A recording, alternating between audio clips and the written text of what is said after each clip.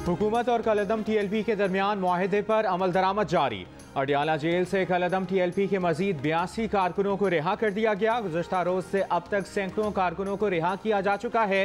Lahore high court में साद रिजवी की नजरबंदी के खिलाफ दरखास्त पर समाअत। अदालत ने दरखास्त गुजार के वकील से कहा, आप दरखास्त के काबिल समाअत होने पर मुतमईन नहीं कर सके। वकील ने कहा, दरखास्त के काबिल समाअत होने से मुतालिक दलाइल के लिए मोहलत दी जाए। मुतमईन ना कर सका तो दरखास्त वापस ले लूंगा। मजीद समाअत कल तक मुलतवी।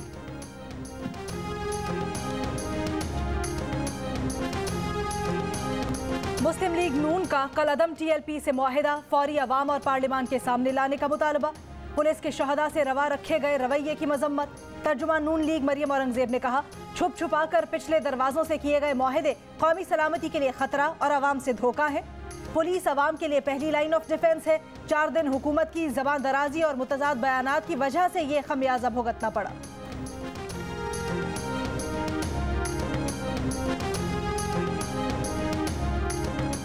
कलअदम TLP के मुजाहिरीन छठे रोज भी वजीराबाद पार्क में मौजूद। वजीराबाद और गुजरात के दरमियान दरियाए चनाब के पुल पर GT रोड छठे रोज भी बंद। दरियाए चनाब के मकाम पर कंटेनर्स मौजूद। खंदक भी पुर नहीं की गई। वजीराबाद में तिजारती मराकज खुल गए लेकिन इंटरनेट सर्विस अब तक मुअत्तल। गुजरात और गुजरावाला में इंटरनेट सर्विस मुकम्मल बहाल। रावलपिंडी से लाहौर जाने वाली ट्रेनों का रूट और GT रोड पर इस्लामाबाद से गुजरात तक ट्रैफिक रवां दवा।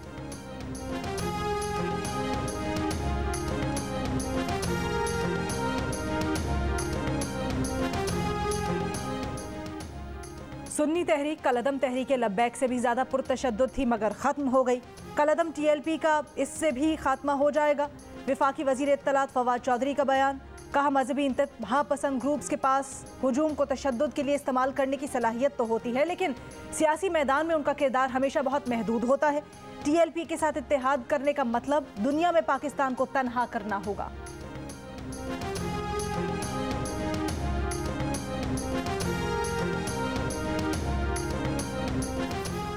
कलअदम TLP और सुन्नी तहरीक का फवाद चौधरी के बयान पर शदीद रद्द-ए-अमल। वज़ीर-ए-आज़म से नोटिस लेने का मुतालिबा। तर्जुमान TLP ने कहा कि वज़ीर-ए-आज़म देखें कि फवाद चौधरी किसके एजेंडे पर काम कर रहे हैं। तर्जुमान सुन्नी तहरीक ने कहा कि वफाकी वज़ीर फवाद चौधरी का बयान इंतशार फैलाने के मुतरादिफ है।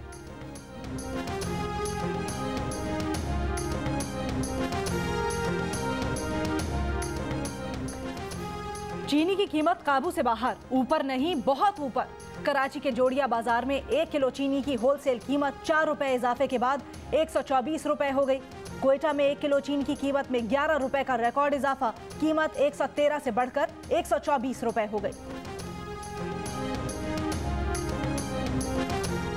वज़ीर-ए-आज़म आज कौम से खिताब में मुल्क की तारीख के बड़े अवामी रिलीफ पैकेज का ऐलान करेंगे। वफाकी वज़ीर इत्तलात फवाद चौधरी का कहना है कि पैकेज अवाम की मुश्किलात में कमी और इनकी जिंदगियों में आसानियाँ पैदा करने के लिए संग मील साबित होगा।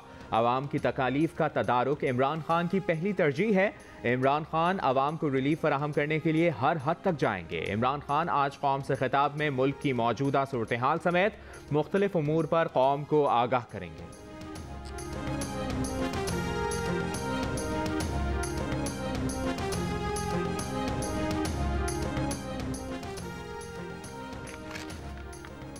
अवाम को रिलीफ देना है तो आटा 35 रुपए, चीनी 52 रुपए और बिजली का फी यूनिट 11 रुपए करने का ऐलान करें। वजीर आजम के रिलीफ पैकेज के ऐलान से पहले नून लीग का चैलेंज। हुकूमती पॉलिसीज पर कड़ी तनकीद करते हुए मरियम औरंगजेब ने कहा, रिलीफ का ऐलान करना है तो अपने इस्तीफे का ऐलान करें। महंगाई, भूख और बेरोजगारी खुद ही खत्म हो जाएगी। पीपल्स पार्टी के नासिर हुसैन शाह ने कहा, वफाकी वज़रा और तर्जुमान सफेद झूठ बोलते हैं कि मुल्क में महंगाई नहीं, सस्ता आटा देने के लिए सूबे में गंदम पर ज्यादा सब्सिडी दे रहे हैं।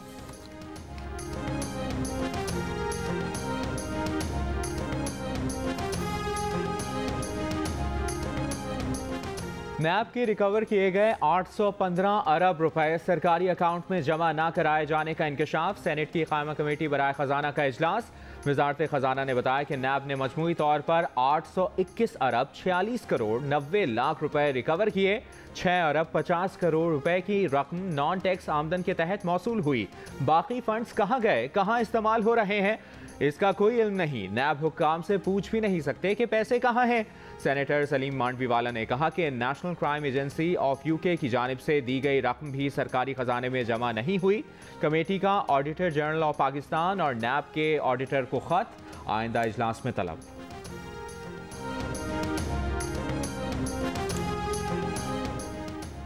इंटरबैंक में डॉलर की कीमत में कमी का रुझान बरकरार। $1 मजीद 79 पैसे सस्ता होकर 169 रुपए 75 पैसे का हो गया।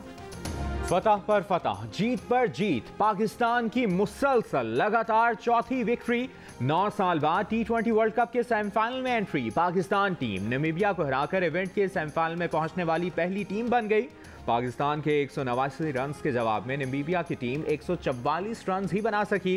कप्तान बाबर आजम का सेमीफाइनल में भी 100% कारकर्दगी पेश करने का आज़म। कहा अभी काम मुकम्मल नहीं हुआ, खिलाड़ियों को अब मजीद फोकस करना है, मजीद बेहतर परफॉर्मेंस देनी है, पुरआज़्म रहना है। पाकिस्तान क्रिकेट टीम के कप्तान बाबर आजम वनडे के बाद T20 में भी नंबर 1 बैट्समैन बन गए। इंग्लैंड के डेविड मलान से पहली पोजीशन छीन ली। फहरिस्त में मोहम्मद रिजवान का चौथा नंबर। अफगानिस्तान हिंदुस्तान को नहीं छोड़ेगा।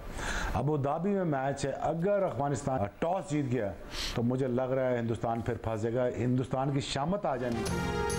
शुएब अख्तर के बाद इंजमामुल हक और मुश्ताक अहमद ने भी आज भारत के खिलाफ अफगानिस्तान की जीत की पेशगोई कर दी। प्रोग्राम जश्न क्रिकेट में इंजमामुल हक ने कहा कि अफगानिस्तान भारत को हरा सकता है, मगर अब भारत पर दबाव नहीं, इसलिए वो जारिहाना क्रिकेट खेलेंगे, या तो अफगानिस्तान को फेंटी लगा देंगे या एक तरफा मैच हार जाएंगे। मुश्ताक अहमद ने कहा कि अफगान टीम का कॉम्बिनेशन बहुत अच्छा है, अफगान स्पिनर्स बहुत अच्छी फॉर्म में हैं, इसीलिए अफगानिस्तान के पास जीतने का बहुत अच्छा मौका है।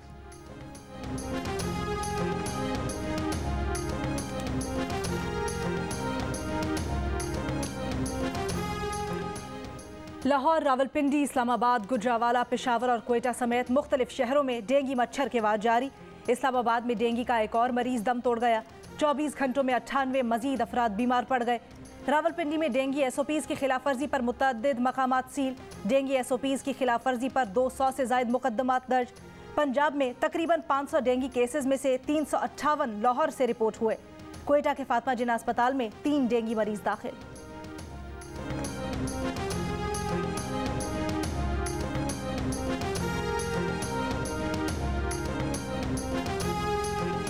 मुल्क में कोरोना मुस्बत केसेस की शरह 1.2% पर आ गई। कोरोना के 561 नए केसेस सामने आ गए।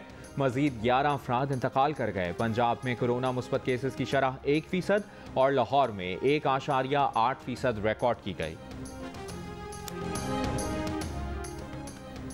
वफाकी वज़ीर क़ानून फ़रोग़ नसीम का कहना है कि खातून मुहतसिब को ख़वातीन के प्रॉपर्टी के हुकूक देने के इख्तियारात दिए हैं। वो 6 माह में ऑर्डर दे सकती हैं। जो खातून पर तशद्दुद करे ऐसे मर्द को सज़ा होनी चाहिए। ख़वातीन से मुतल्लिक 3 साल में अहम कानून साजी की है। वर्ल्ड रैंकिंग पर एतबार ना करें। पाकिस्तान को निज़ाम इंसाफ पर बहुत पीछे और भारत को आगे रखा गया। हम आगाह हैं कि भारत में मुकदमे का फैसला होने में कितने साल लगते हैं।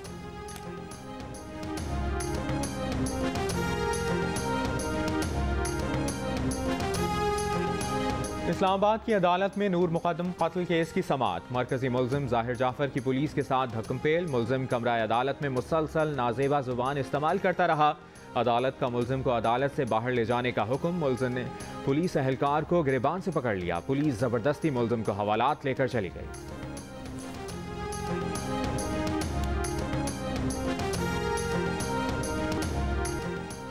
साबिक सदर आसिफ अली जरदारी ने नैब तरमीमी ऑर्डिनेंस के तहत जाली बैंक अकाउंट्स के 3 रेफरेंसेज में बरीयत की दरखास्तें दायर कर दी।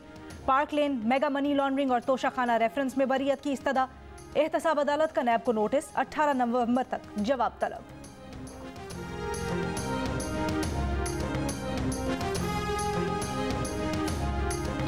कसरे फातिमा को मेडिकल कॉलेज में तब्दील करने का फैसला सिंध हाई कोर्ट में चैलेंज। सिंध हुकूमत की फौरी समाअत की दरखास्त मंजूर। एडिशनल एडवोकेट जनरल सिंध ने कहा हेरिटेज बिल्डिंग में कॉलेज नहीं बनाया जा सकता। सिंगल बेंच का हुक्म गैर कानूनी है। सिंगल बेंच ने नाम की तब्दीली का भी गैर कानूनी हुक्म दिया। मजीद समाअत 15 नवंबर को होगी।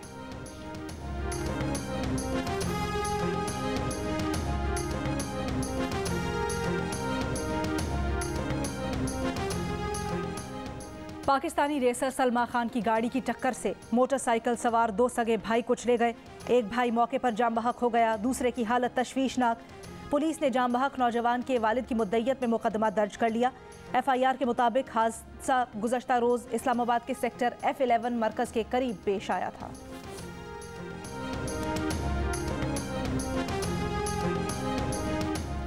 आज़ाद कश्मीर के इलाके पलंदरी में मुसाफिर कोच खाई में जा गिरी। हलाकतों की तादाद 26 हो गई, 5 अफराद जख्मी।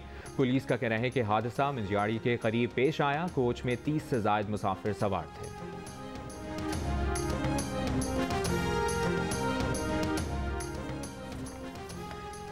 चौदह साल पहले आज ही के दिन मुल्क में इमरजेंसी नाफिज करके आइन को मुअत्तल कर दिया गया। साबिक सदर जनरल परवेज मुशर्रफ ने मीडिया हाउसेस को बंद और आला अदलिया के जजेस को घरों में कैद कर दिया था। 3 नवंबर की इमरजेंसी को उस वक्त की पार्लियामेंट से मंजूरी न मिल सकी और बाद में इसी गैर आइनी इकदाम की पादाश में जनरल रिटायर्ड परवेज मुशर्रफ के खिलाफ बगावत का मुकदमा दर्ज हुआ और ट्रायल किया गया। परवेज मुशर्रफ की खुसूसी अदालत से सजाए मौत के खिलाफ अपील आज भी सुप्रीम कोर्ट में ज़ेर इल्तवा है।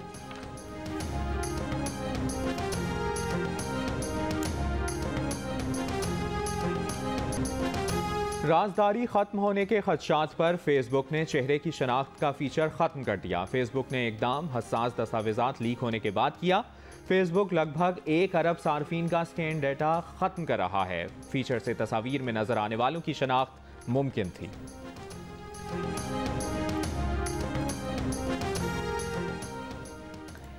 पाकिस्तान क्रिकेट टीम शेड्यूल के मुताबिक 15 नवंबर को दुबई से बांग्लादेश जाएगी।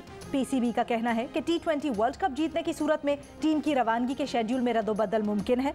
पाकिस्तान को बांग्लादेश के खिलाफ पहला मैच 19 नवंबर को ढाका में खेलना है।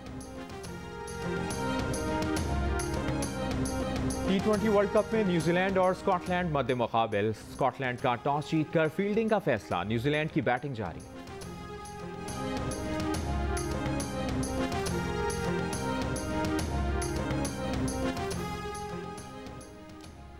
Inter club hockey championship semifinal. पहले सेमीफाइनल में यूथ हॉकी क्लब ऑरेंज का मुकाबला यूथ हॉकी क्लब ब्लूज से होगा। दूसरे सेमीफाइनल में हनीफ खान क्लब और कराची ग्लैडिएटर्स मध्य मुकाबिल होंगी। दोनों सेमीफाइनल जियो सुपर से बराह रास्त नशर किए जाएंगे।